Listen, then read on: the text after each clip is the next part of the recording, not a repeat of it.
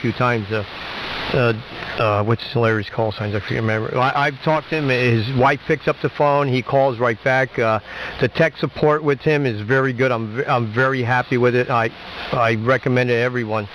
And I have a friend of mine, I kept telling him, you know, look around, here's one, and he never bought it, so I ended up buying for the full $500 new. But I wish it had the second, I wish I had one with a second port, but that's no big deal.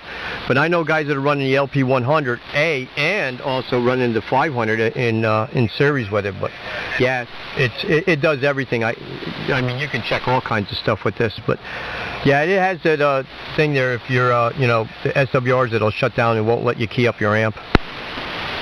Yeah, this thing, I mean, it's got some of the stuff that I don't even use. It's got a real nice spectrum analyzer on it, mod monitor, AM mod monitor. It's got a scope. It's got test tones. I mean, it's got a whole bunch of crap. You know, my father has the 700, and I saw his and I was sold on it, but it's big.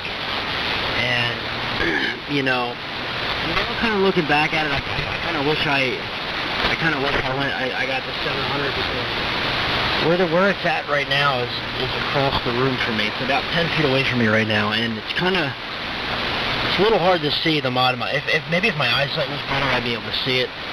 But that's why you have the computer interface with it, because I can just pull up the program on the computer, and everything that's on the screen on the LP500 it will be on my computer screen. So it's huge. I can see it then, which is definitely a cool feature, especially for people with guitars. You know, you just pull up, you know, your watt meter, or the scope, or you know, the mod monitor, or any of that right up there right up on the computer screen. And I probably waited 6 months. I was on the waiting list for probably 6 months. But I heard that he said the wait time is not as long now. I was on the waiting list for 6 months, and then he emailed me and said I was up. You know, my name was up, and then it took about another 2 or 3 weeks after that to deliver. So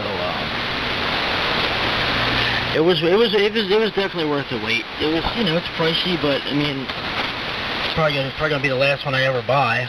And I sold my the bird meters I was using here in the house and the dual line section to pay for it. So I made up almost, you know, all the money,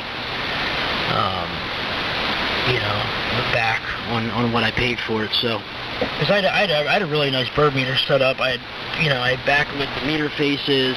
It had the peak kit in it with the multiplier, the dual line section. I sold my slugs with it, which I should have at least kept the slugs, because I still have another dual bird meter set here that I had in my Suburban. What the hell? Where did that go? I lost one of the O-rings from my earrings, from my gauges. Anyway, I had it in the Suburban, and I took it out of the Suburban. So I would like to maybe put that on this station instead, but I don't know. But it's definitely nice, man. It's definitely not something that if you were to buy it,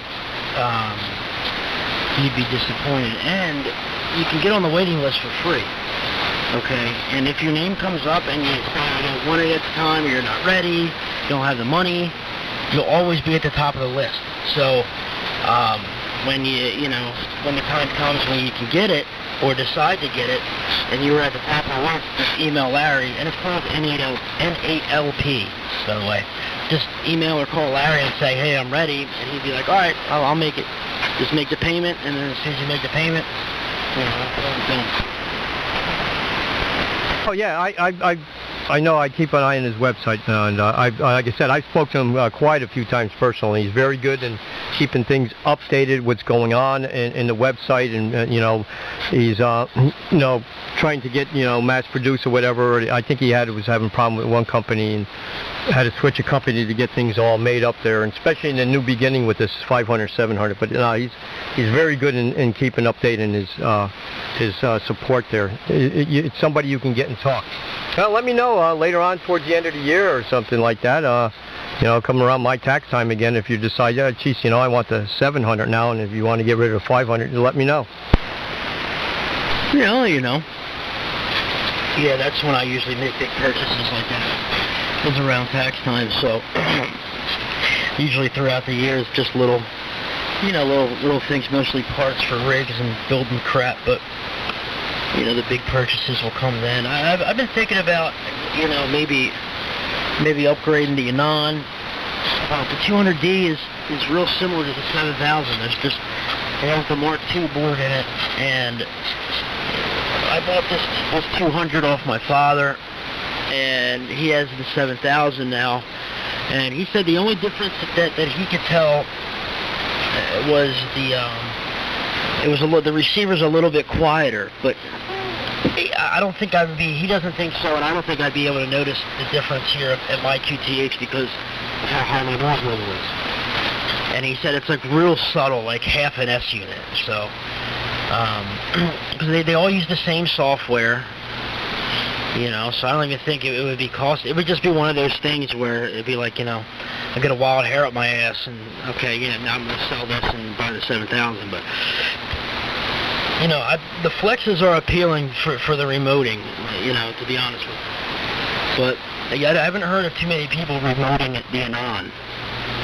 And I know Steve has his remote software, so I don't know if it's compatible with the Anan. I don't really know much about it, so I'm not even going to speak on it. But if I could find out a way to remote this Anan and do it with relative ease and not have to use Skype and have 4 or 5 different programs, and if I could just have one program or maybe 2 and it be easy, that would be great. That's the only thing that I dislike about the Anan is the non-remoting capabilities. That and the fact that you can't have a receive antenna hooked up to this thing, because if you hook up another antenna, it bad the receiver too. You can't have receiver 1 and then switch from your receive antenna to your transmit antenna. It doesn't work that way. But then those are the only two gripes I do have about the Anan. W3MMR.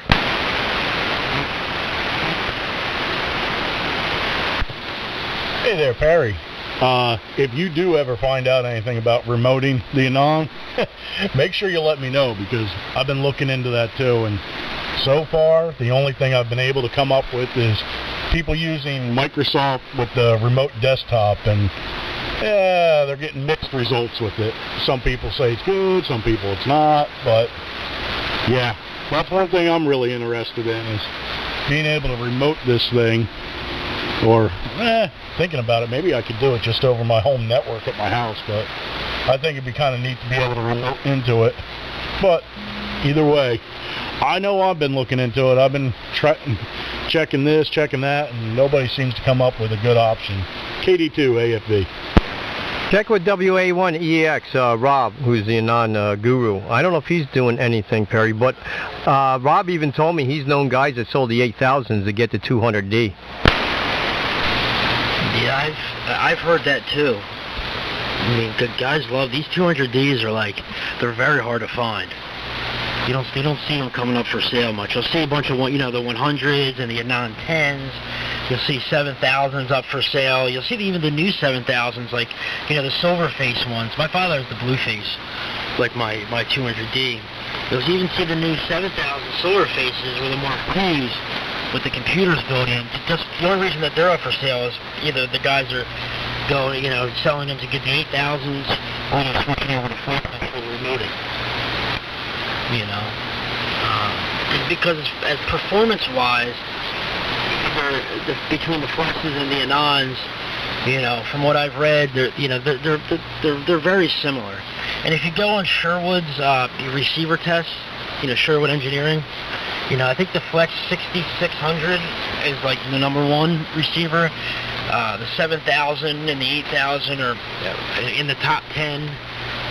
The 200Ds, I think number 11 or number 12 on the list.